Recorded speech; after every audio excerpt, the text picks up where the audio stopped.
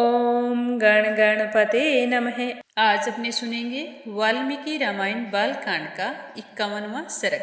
तो प्रेम भाव से कहिए, गणेश जी महाराज की जय हो, सियावर रामचंद्र भगवान की जय हो, हनुमान जी बाबा की जय हो, श्री राम दरबार की जय हो।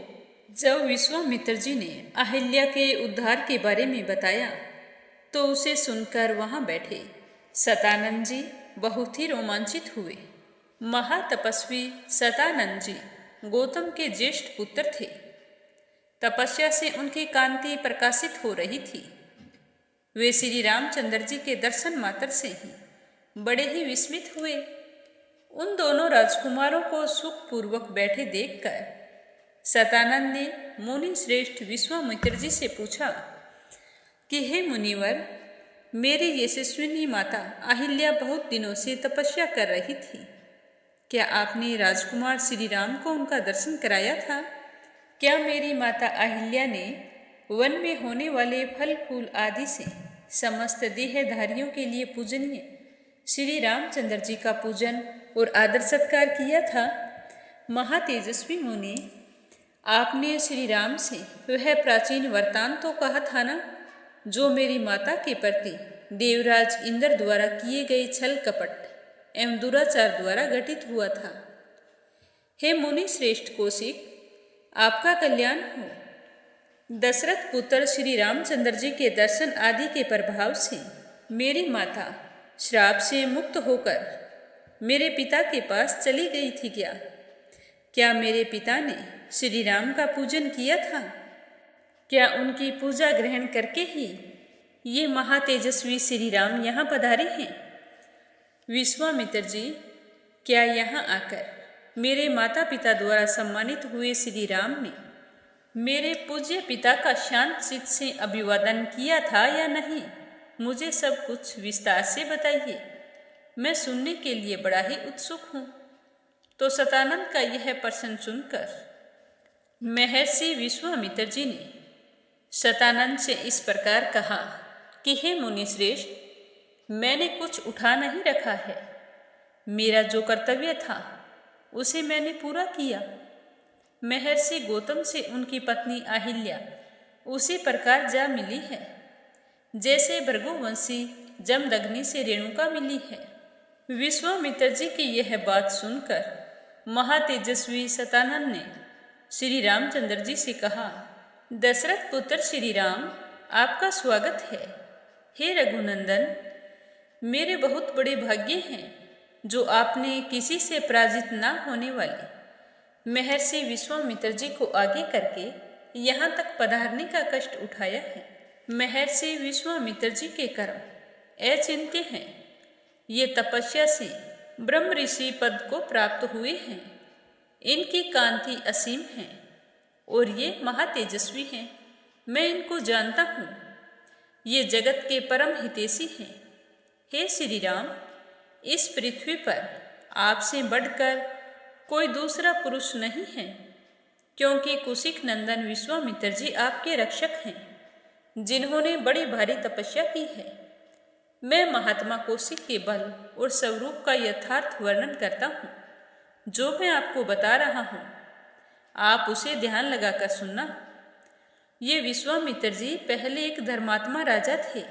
इन्होंने शत्रुओं के दमन पूर्वक दीर्घ काल तक राज्य किया था। ये धर्मज्ञ और विद्वान होने के साथ ही प्रजा वर्ग के हित के साधन में तत्पर रहते थे। प्राचीन काल में कुश नाम से प्रसिद्ध एक राजा हुए थे। वे प्रजापति के पुत्र थे। कुश के बलवान पुत्र का नाम कुशनाभ था। वह बड़ा ही धर्मात्मा था। कुशनाभ के पुत्र गादी नाम से विख्यात थे। उन्हीं गादी के महातेजस्वी पुत्र ये महामुनि विश्वामित्र जी हैं। महातेजस्वी राजा विश्वामित्र जी ने कई हजार वर्षों तक इस पृथ्वी का पालन तथा राज्य का शासन किया था। एक समय की बात है, महातेजस्वी राजा विश्वामित्र जी सेना एकत्रित करके एक अक्षौहिणी सेना के साथ पृथ्वी पर विचरने लगे। वे इस तरह से विचरते हुए अनेकों अनेक नगरों, राष्ट्रों, नदियों, बड़े बड़े पर्वतों और आश्रमों में विचरते हुए महर्षि वशिष्ठ जी के आश्रम पर पहुंच गए। उनका आश्रम बहुत ही सुंदर था, जो नाना प्रकार के फूलों, लताओं और वृक्षों से शोभा पा रहा था। वहां नाना प्रकार के मृग और वन्य पशु सब ओर फैले हुए थे। फूलों पर भौरे गुंजार कर रहे थे और रंग बिरंगी तितलियां उड़ रही थी, कभी इस फूल पर, कभी उस फूल पर। तथा सिद्ध और चारण उस आश्रम में निवास करते थे। बड़ा ही मनोरम दृश्य था।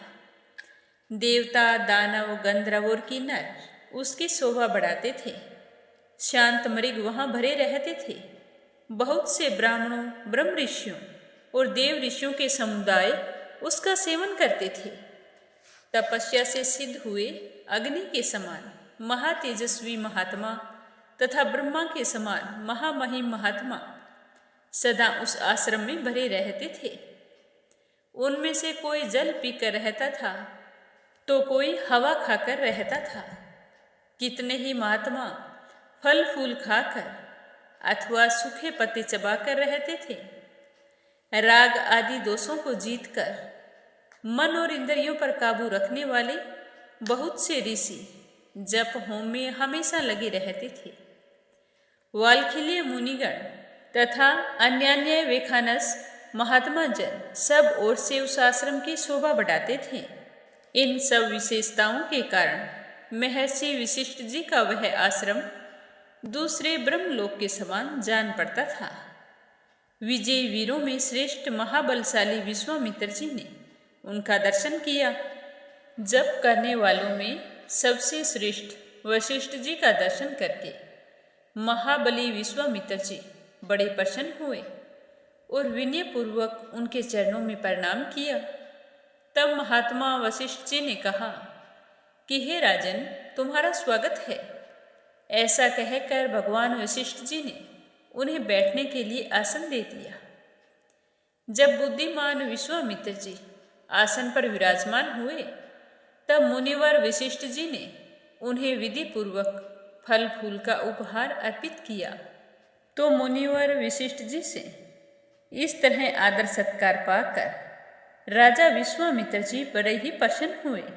इससे आगे क्या हुआ यह अपने सुनेंगे कल के सर्ग में। आज का सर्ग यहीं पर समाप्त होता है। श्रद्धा भाव से सुनने के लिए आप सभी का बहुत बहुत धन्यवाद। इसी तरह रोजाना नियम से सुनते रहिए। साथ ही अगर आपने अनिर्वेदा चैनल को सब्सक्राइब नहीं किया है तो ज़रूर करें और ज़्यादा से ज़्यादा इस चैनल पर प्रस्तुत होने वाली वीडियो को शेयर करें और लाइक करें। भगवान श्री राम आपकी सारी मनोकामनाएं पूर्ण करें। आज के लिए बस इतना ही। कल फिर मिलेंगे अगले सर्ग के साथ।